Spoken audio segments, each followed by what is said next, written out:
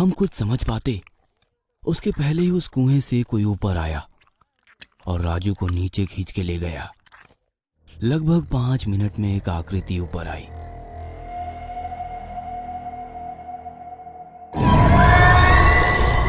और उसने हड्डियों का ढांचा बाहर निकाला और उस अजीबोगरीब आकृति फिर से उस कुएं में चली गई।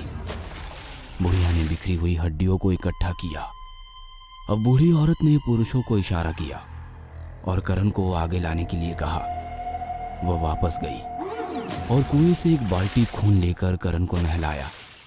करण घबराकर बहुत चिल्ला रहा था, लेकिन बुढ़िया उन्हें देखकर अजीब तरीके से हंसने लगी। अब करण को उन्होंने राजू की जगह पर उल्टा लटका दिया। अब हमें हमारे जिंदा रहने पर शक होने लगा।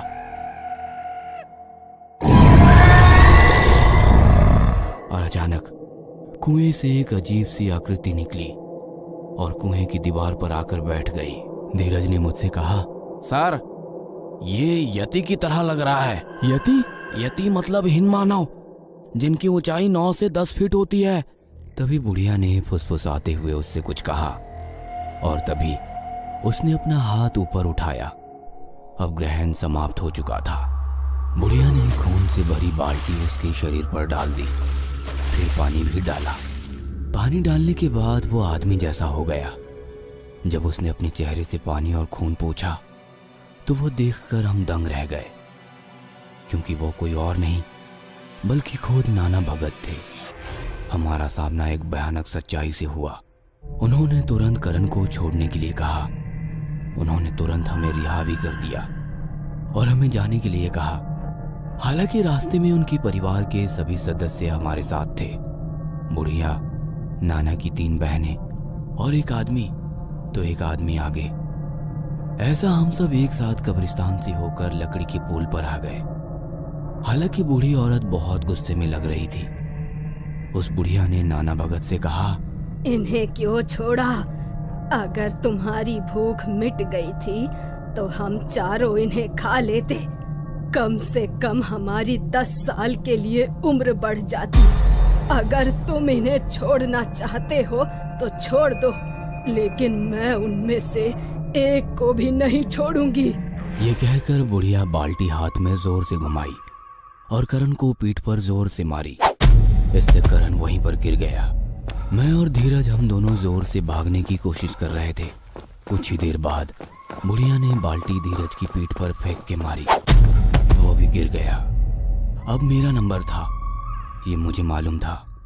लेकिन इस बार बुढ़िया आकर मेरे सामने खड़ी हो गई और बहुत जोर से चिल्लाने लगी और भयानक अजीब हरकत करते हुए उसने मुझे एक हाथ से उठाया। उसी समय नाना भगत वहां आ गए और कहा, ग्रहण समाप्त हो गया है, अब ये किसी काम का नहीं है, तुम बस इन्हें जाने दो। ये सुनकर उसने चुपचाप मुझे नीचे उतारा और वो चली गई।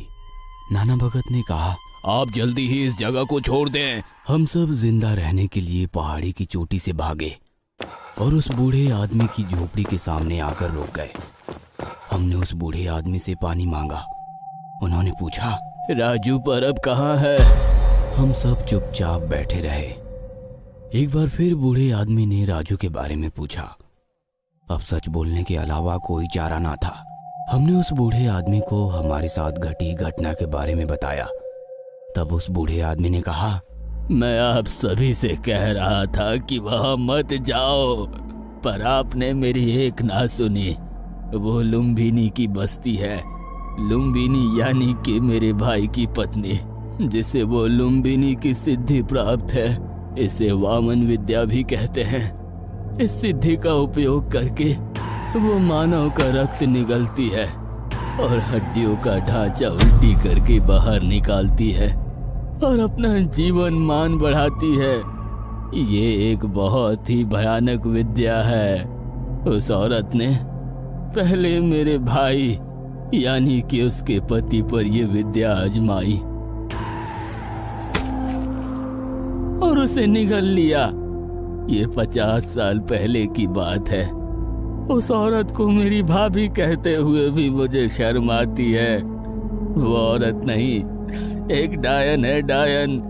उसने एक बाबा से संबंध बना लिया था और उससे लुम्बिनी यानी कि वामन विद्या की निगल कर उल्टी करने वाली विद्या सीख ली और उन दोनों के संबंध के बीच आने वाले मेरे भाई को पहले प्रयोग में निगल लिया। और ये सब मैंने मेरी आंखों से देखा। बाद में उसने अपने बच्चों को ये सब सिखाया। हर बार चंद्र ग्रहण की रात को ये सभी लोगों को फंसाकर नदी के उस पार जंगल में ले जाते हैं और उस मंत्र से भरे हुए कुएं से एक एक को निगल जाती है। जब खून और मांस खाया जाता है तब ये ढांचा तोड़कर उसकी कब्र बनाते हैं। वो जो 100-150 कब्र है वो सब निगले हुए और उल्टी करके निकाले हुए लोगों की है।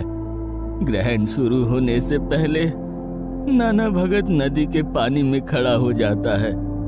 दूसरी ओर लकड़ी के पुल के बगल में बने कुएं में वह उस नदी के एक गुप्त सुरंग से होकर जाता है। फिर 2 जंगली भैंसों को उस जगह पर लाया जाता है। जंगली भैंसों को एक मंत्र द्वारा लकड़ी से बांध कर रखते हैं और बड़ी बड़ी सुई चुभाकर उसका खून पीते हैं और उन दोनों जंगली भैंसों को उस कुएं में फेंक देते हैं। उन जंगली भैंसों का मांस खाने के बाद नाना भगत यति की यानी कि एक हिम मानव का रूप धारण कर लेता है।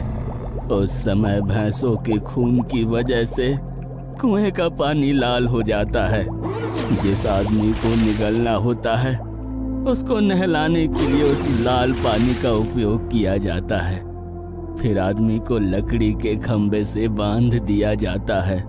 नीचे कुएं का आदमी यति के भयानक रूप में आकर उसे निगल लेता है और फिर उसकी हड्डियां उल्टी करके बाहर निकाल देता है। निगले हुए आदमी का जितना जीवन होता है वह निगलने वाले को मिलता है। इस तरह ये लुम्बिनी की निगल कर उल्टी करने की कुविद्या है। मैं राजू को कह रहा था शाम होने से पहले उस गांव से वापस आ जाने के लिए, लेकिन बेचारे ने मेरी नहीं सुनी और अपने ही मौत को समीप खींच लिया। आपकी किस्मत अच्छी है। ग्रहण खत्म होने के बाद उनकी सारी शक्तियां चली जाती है, इसलिए आप लोग बच गए और इसीलिए उन्होंने आपको जाने दिया। नहीं तो आपकी भी कब्र आज वहीं बन जाती। नदी का दूसरा किनारा साल भर फिर से कब्रिस्तान की तरह दिखता है। वो कुआं भी गुप्त हो जाता है और वो कुटिया भी गायब हो जाती है। इस परिवार को हमेशा नए चंद्र ग्रहण का इंतजार रहता है। मैं यहाँ पिछले 50 साल से रह रहा हूँ। वे कई सालों से लोगों को निगलने का काम कर रहे हैं। आज तक केवल आप ही हैं जो बच गए हैं। बूढ़े आदमी की बात सुनकर हम जान गए थे कि हम कितने भाग्यशाली हैं। हम तुरंत वहां से निकल गए। यह घटना आज भी किसी के भी मन से निकली नहीं है। बहुत ही डरावनी रही लुम्बिनी की चंद्र ग्रहण की रात में निकलने वाली वामन विद्या की ये कहानी। ये आज भी हमें चंद्र ग्रहण के समय सोने नहीं